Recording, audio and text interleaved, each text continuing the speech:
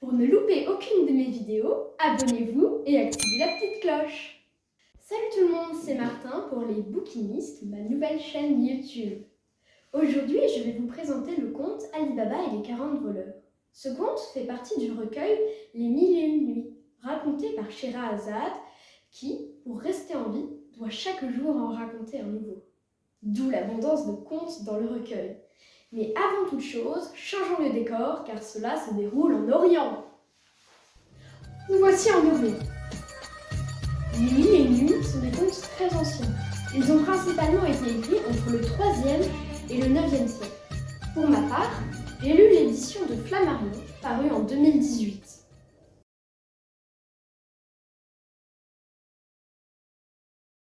Pour vous donner envie de lire ce conte et peut-être tout le recueil, je vous ai préparé un résumé.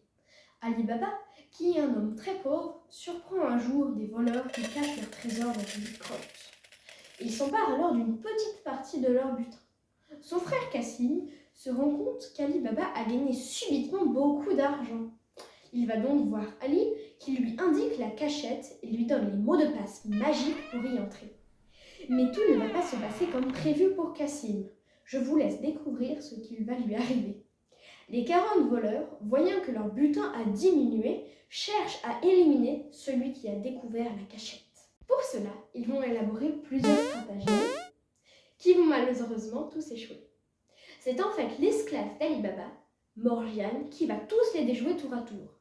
Grâce à sa ruse, c'est un premier voleur, puis un deuxième qui va être tué par leur chef. Puis, elle n'hésite pas à tuer elle-même tous les 37 autres et leur chef pour éviter qu'Ali Baba soit démasqué. Je vous laisse le plaisir de lire le conte pour comprendre comment elle s'y est prise. Pour remercier Morgiane, Ali Baba va l'affranchir, mais celle-ci choisit de rester à son service comme cuisinière. Il finit par retourner au bout d'1 an à la grotte pour se servir dans le trésor et vivre ainsi confortablement sans trop dépenser, jusqu'à la fin de sa vie avec son fils.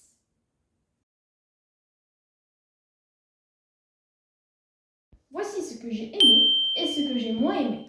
Pour commencer, je n'ai pas trop aimé la trop grande crédulité d'Ali Baba, qui ne se méfie de personne et de rien. Et puis, le narrateur n'hésite pas trop à décrire des actes de cruauté, l'utilisation de l'huile bouillante, l'exécution des 2 voleurs par leur chef, ce qui va arriver à Cassim, et puis aussi l'assassinat du chef des voleurs. Finalement, toute cette histoire n'est pas très morale. Ali Baba et ses descendants profitent d'un trésor volé. Par contre, si j'ai choisi de vous présenter ce texte, c'est qu'il y a plein de choses qui m'ont plu. Ce conte regorge de passages fantastiques. Il y a du suspense et de l'action. J'ai bien aimé la bonté d'Ali Baba et sa reconnaissance quand il affranchit son esclave. Enfin, j'ai particulièrement aimé l'intelligence de Morgiane, bien qu'elle soit un peu cruelle. C'est aussi intéressant de voir que des femmes peuvent être au cœur de l'action à cette époque-là, ce qui n'était pas très courant. Pour vous convaincre définitivement de lire le livre, je vais maintenant vous lire un passage. Il se trouve page 108-109 de mon édition. Je vous mets dans la situation. Cassim cherche l'entrée de la grotte. Êtes-vous prêts ?